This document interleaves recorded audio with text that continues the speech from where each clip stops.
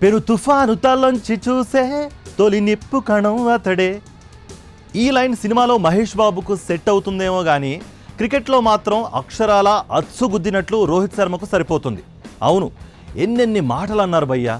లావుగా ఉన్నాడని ఒకరు, కెప్టెన్గా పనికిరాడని మరికొందరు, అసలు క్రికెట్లో ఓవర్కు ఎన్ని బంతులుంటాయో కూడా తెలియని కొందరు, రాజకీయ నేతలు కూడా అడ్డంగా దూరి అడ్డగోలుగా మాట్లాడేశారు కదా. వారందరికీ సమాధానం గట్టిగానే ఇచ్చాడు మన హిట్మ్యాన్. అయితే అందరిలా నోటితో కాదు, బ్యాట్తోనే బాధేశాడు. తన తెలివితేటలతో టీమిండియాకు సారథిగా మరో ఐసీసీ ట్రోఫీని అందించిన రోహిత్ ఫైనల్లో బ్యాటింగ్లోనూ దుమ్మిలేపేశాడు. ఛాంపియన్స్ ట్రోఫీ ఫైనల్లో టీమిండియాకు న్యూజిలాండ్ జట్లకు ఒక్కటే తేడా, అది రోహిత్ శర్మ.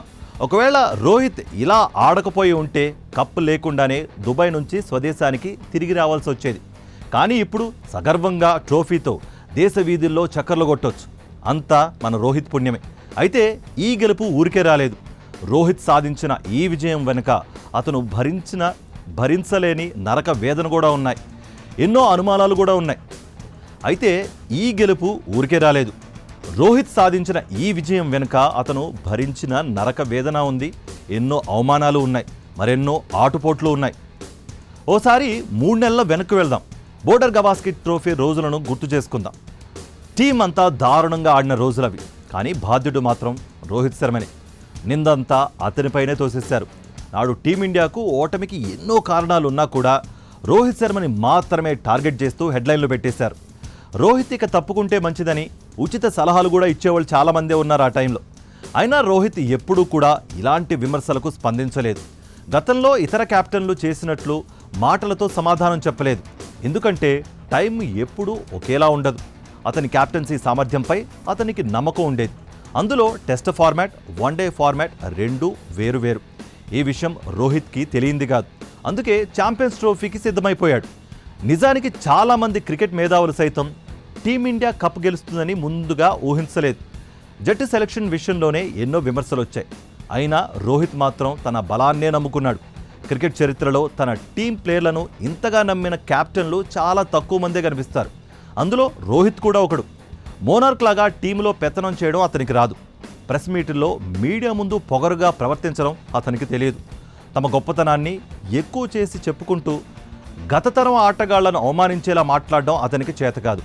ఎందుకంటే రోహిత్ జట్టు మనిషి, జట్టు కోసం మాత్రమే ఆడే మనిషి. వ్యక్తిగత రికార్డులు పట్టింపే ఉండని ఆటగాడు రోహిత్. జట్టులో తన పాత్ర ఏంటో రోహిత్కు బాగా తెలుసు. కెప్టెన్గా తన బాధ్యతలు ఏంటో ఇంకా ఎక్కువే తెలుసు. ఎక్కడా కెప్టెన్ అనే అహంభావం కనిపించదు. సహచరులతో స్నేహితుల్లా కలిసి జట్టును నడిపిస్తాడు. మధ్య మధ్యలో అలుగుతాడు, కోపగించుకుంటాడు, వెంటనే నవ్విచ్చేస్తాడు. ఈ తరహా వైఖరి ఉన్న కెప్టెన్ను ఇండియా గతంలో ఎప్పుడూ చూడలేదు. రోహిత్ స్టైల్ భిన్నం. ఎందుకంటే రోహిత్ టీం కెప్టెన్ కాదు, టీం ప్లేయర్ల కెప్టెన్. ఫైనల్లో రోహిత్ శర్మ 76 పరుగులు చేశాడు. అది కూడా 90కు పైగా స్ట్రైక్ రేట్తో బ్యాటింగ్ చేశాడు. ఓసారి ఈ ఇన్నింగ్స్ లేదని ఊహించుకోండి. రోహిత్ ఎంత విలువైన ఇన్నింగ్స్ ఆడాడో మీకే అర్థమైపోతుంది. నిజానికి రోహిత్ శర్మ బ్యాటింగ్ అప్రోచ్ ఇండియాకు సైలెంట్గా ఎన్నో మ్యాచ్లను గెలిపించింది. అతను వేగంగా ఆడటం కారణంగానే ఇతరులపై భారం తగ్గుతుంది. ఒత్తిడి లేకుండా స్ట్రైక్ రొటేట్ చేస్తూ పరుగులు సాధించగలుగుతారు. టీమిండియా గెలుపునకు ఇదే కారణం. రోహిత్ శర్మ గతంలో సెంచరీలు, డబుల్ సెంచరీలు చేసేవాడు. ఇప్పుడు చేయలేకని కాదు, చేయడం రాక అని కూడా కాదు. కానీ కొంతకాలంగా జట్టులో అతని పాత్ర మారింది. హిట్టింగ్ చేసి తొలి ఓవర్లలో భారీగా పరుగులు చేయడం అతని స్ట్రాటజీ. ఇది మిగిలిన ప్లేయర్లకు వరంగా మారుతుంది. ఇంత నిస్వార్థమైన ఆటగాడిని కేవలం ద్వేషంతో తిట్టిపోసే వాళ్ళు ఉన్నారు. ఛాంపియన్స్ ట్రోఫీ సమయంలోనూ అదే చేశారు. రోహిత్ టార్గెట్గా బాడీ షేమింగ్ పోస్టులు కూడా పెట్టారు. క్రికెట్లో అలవోకగా సిక్సర్లు కొట్టే రోహిత్ శర్మ ఫిట్నెస్ గురించి అర్థం పర్థం లేని కామెంట్లు చేసేవారి సంఖ్య ఎక్కువే ఉంది. రోహిత్ కొట్టే సిక్స్లు 90 మీటర్లు మించి ఉంటాయి. కొన్నిసార్లు 100 మీటర్లు కూడా దాటుతూ ఉంటాయి. క్రికెట్లో హిట్టింగ్ చేయడానికి కావాల్సింది కండలు కాదు, టైమింగ్.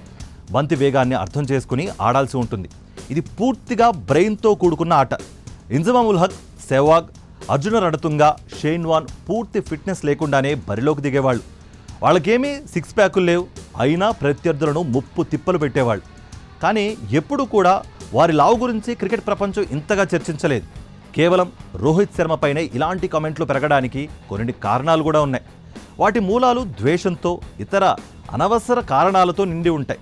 వాటి గురించి మాట్లాడుకుని దండగా. నిజమైన క్రికెట్ అభిమానులకు ఏం మాట్లాడాలో ఎలా మాట్లాడాలో బాగా తెలుసు. అదంతా వారికి క్రికెటే నేర్పిస్తుంది. రోహిత్ శర్మ లాంటి ఆటగాళ్లే నేర్పిస్తారు. సహనంతో ఎలా బతకాలో దారి చూపిస్తారు. ఇక 37 వయసులో రోహిత్ శర్మ ఐసీసీ ట్రోఫీ కోసం కలగన్నాడు. అది సాధించుకున్నాడు. అది కూడా 9 నెలల్లో 2 ఐసీసీ ట్రోఫీలు గెలిచాడు. టీమిండియాకు కెప్టెన్గా మారిన 4 ఏళ్లలోపే 2 ఐసీసీ కప్లు భారత్కు తీసుకొచ్చాడు. 2 సందర్భాల్లో ఫైనల్లో ఓడిపోయారు. నిజానికి ఆడే ప్రతి టోర్నమెంట్ గెలవడం సాధ్యం కాదు. మిగిలిన కెప్టెన్లకు గతంలో ఫైనల్లో ఓడినా అసలు ఫైనల్ వరకే రాకపోయినా పెద్ద చర్చే జరిగేది కాదు. కానీ రోహిత్ తుదిమెట్టుపై బోల్తా పడినా కూడా తీవ్రంగా విమర్శలు వచ్చేవి. కెప్టెన్గా అతనిపై ఎప్పుడూ ఒత్తిడి ఉండేది. మెడ అంచున కత్తి వేలాడుతున్నట్లుగా సీన్లు కనిపించేవి. మిగిలిన కెప్టెన్లకు ఏళ్లకు ఏళ్లు అవకాశాలు వచ్చాయి. రోహిత్కు మాత్రం ప్రతి టోర్నమెంట్ గెలుస్తావా తప్పుకుంటావా అన్నట్టుగా పరిస్థితులుండేవి. అయినా కూడా రోహిత్ తన ఆత్మవిశ్వాసాన్ని కోల్పోలేదు. అతిగా ఆవేశపడటం, అతిగా ఆనందపడటం అతనికి తెలియదు. ఆడటం మాత్రమే తెలుసు. అందుకు అతని రికార్డులే సాక్ష్యం. 12 ఏళ్ల తర్వాత టీమిండియాకు ఐసీసీ వన్డే టోర్నమెంట్ కప్ను తీసుకొచ్చిన రోహిత్ ఫైనల్లో ప్లేయర్ ఆఫ్ ది మ్యాచ్గా నిలిచాడు.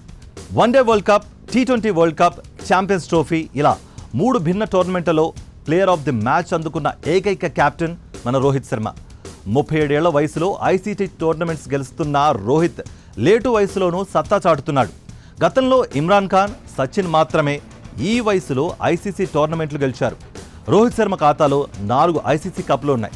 2007 T20 world cup, 2013 champions trophy, 2024 T20 world cup, 2025 champions trophy అతని లిస్టులో చేరిపోయాయి. ఇందులో 2 ప్లేయర్లుగా సాధించాడు. ఇక రోహిత్ శర్మ చివరి 2024 ఐసీసీ మ్యాచ్లో కేవలం 1 మ్యాచ్ మాత్రమే ఓడిపోయాడు. వరుసగా 13 ఐసీసీ మ్యాచ్లు గెలిచిన ఏకైక భారత కెప్టెన్ మన రోహిత్ శర్మ. వరుసగా 12 విజయాలతో ధోని 2వ స్థానంలో ఉన్నాడు. ఇంతా చేసినా ఇంతా చేస్తున్నా రోహిత్ శర్మపై నోరు పారేసుకునే వాళ్ళు చాలామంది ఉన్నారు. వాళ్ళంతా అలానే ఉంటారు, అక్కడక్కడ ఎప్పుడు అలానే ఉంటారు. రోహిత్ శర్మ మాత్రం తన పని తాను చేసుకుంటూనే ఉంటాడు. టీమిండియాకు అద్భుత విజయాలను అందిస్తూనే ఉంటాడు. That is Rohit Sharma. మరి మీరేమనుకుంటున్నారు మన రోహిత్ శర్మ గురించి? కమెంట్స్ రూపంలో తెలియజేయండి.